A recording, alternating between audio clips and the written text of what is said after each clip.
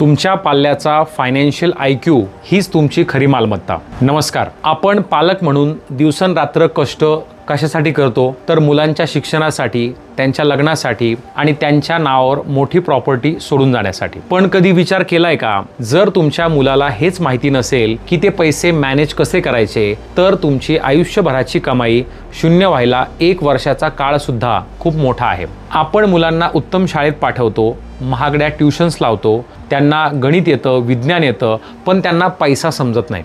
शाळेत पुस्तकात कंपाऊंडिंग म्हणजे चक्रवाढ व्याज हे फक्त परीक्षेपुरतं असतं, पण आयुष्यात कसं वापरायचं हे कोणी शिकवत नाही।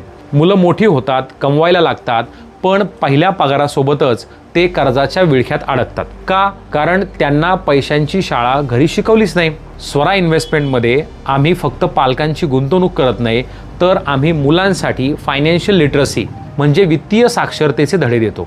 त्यांना गरज म्हणजे नीड आणि हाऊस वॉन्ट यातला फरक काय हे आपण दाखवलं पाहिजे। तुमची एक छोटीशी SIP त्यांना भविष्यात कशी मोठी होते।